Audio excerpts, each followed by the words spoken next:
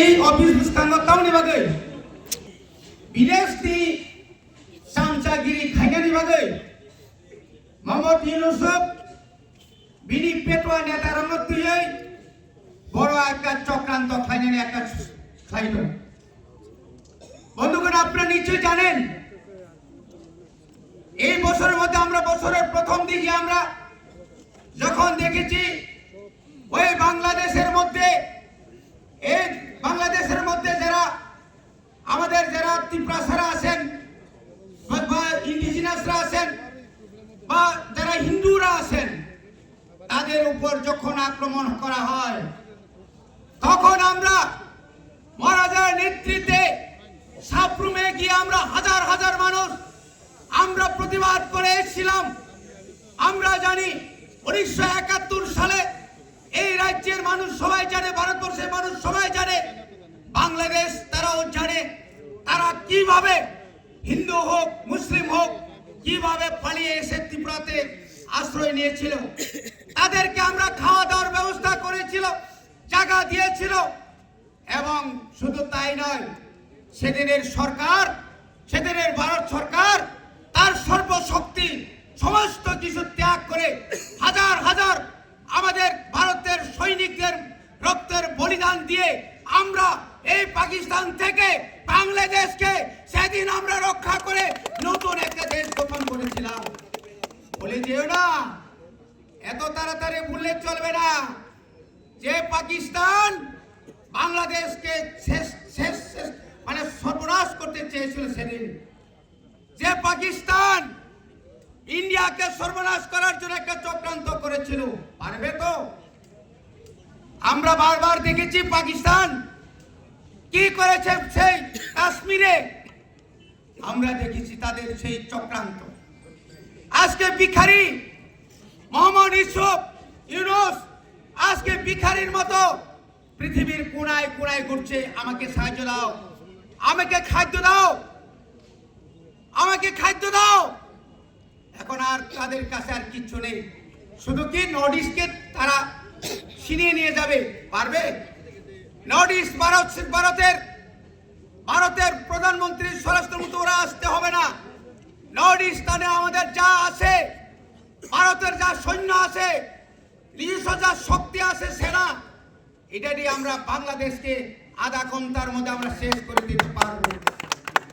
সমস্ত আমরা যখন বয়কট করব, যখন বাংলাদেশ যে পশ্চিমবাংলা মেঘালয় যে সমস্ত সীমান্তবর্তী রাজ্যগুলি যদি বন্ধ করে দেয়, কোথায় যাবে?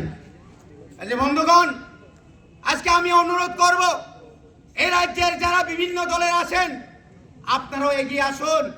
এই সময়টা শুধু ত্রিপ্রাসাদের জন্য নয়, এই সময়টা শুধু ত্রিপুরা মাথার জন্য নয়, এটা রাজ্যের ভারতবর্ষের সামগ্রিক সমস্ত জাতি উপজাতি জনজাতি হিন্দু মুসলিম তাদেরকে নিয়ে আমরা ঐক্যবদ্ধভাবে আরো শক্তিশালী আন্দোলন করে তাদেরকে আমরা তাড়িয়ে দেওয়ার জন্য আমরা সবাই প্রস্তুত হতে হবে।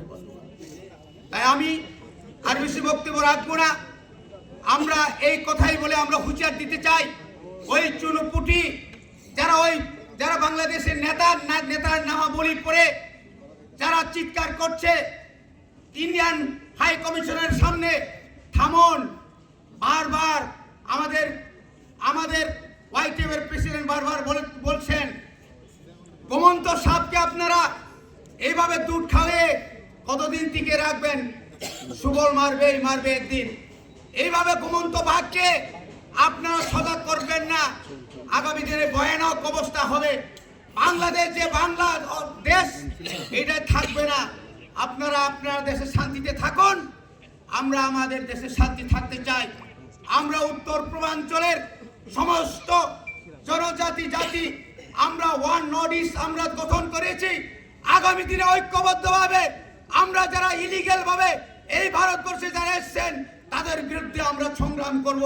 এই সংগ্রাম এখানে থেমে থাকবে না। বন্ধুগণ, আসুন ঐক্যবদ্ধভাবে আগামী দিনে আমাদের সংগ্রাম আমরা চালিয়ে যাব। মহারাজের নেতৃত্বে অন্যায়ের বিরুদ্ধে আমাদের যে আন্দোলন, যিনি যে চপা এই চবা ইয়াকারগ্লাক চিন চবা খলাই থানায় যারা বোকা, যারা স্বার্থপর, যারা দেশ সিরিয়া সং বনমাস সিরি নাই যে বড় লোক তামসা নাই তঙ্গ কি হচ্ছে কি না হচ্ছে ওরা জানে না। ওরা শুধু গদির আর গদি, চেয়ারের আর চেয়ার। বাংলাদেশে কি হচ্ছে, আমাদের বিরুদ্ধে কি কথা বলছে, পাকিস্তান আমাদের বিরুদ্ধে কি করছে, আইএসআইরা এই বিভিন্ন সীমান্তবর্তী এলাকা ঘুরে ওরা করছে। বাংলাদেশের মধ্যে ওই পাকিস্তানের বিভিন্ন বিমান এসে, যুদ্ধ বিমান এসে ঘুরে যাচ্ছে। আমাদের এই ভারতবর্ষে কিছু নেতা আছে, তাদের খেয়াল নেই। তারা একটাই কথা হচ্ছে, ক্ষমতায় টিকে থাকতে হবে। এটাকে আমি নিন্দা জানাই। ভারতকে আগে রক্ষা করো, ত্রিপুরাকে আগে রক্ষা করো, নিজেকে আগে রক্ষা করো, তারপরে চেয়ার আসবে। চেয়ার থাকবে না। আপনি যখন আক্রমণ আসবে, চীন থেকে যখন আসবে, পাকিস্তান যখন আসবে, আপনি যখন নীরব থাকবে, তখন আমরা সবাই চলে যাবে। তুমি কিন্তু এই পথ, এই চেয়ার আপনার কাছে আর থাকবে না। বনিবাগৈ যতন তাইসা হামাই রই দিনও হামাই চবা আগামী দিন जों তাইব কতর কলক খাইনা বাগৈ जों বাইটিএফ ন তাইব চুবনা বাগৈ চিনি ত্রিপুরা যত বড় কবগৈ আনি করপাকা হামাই।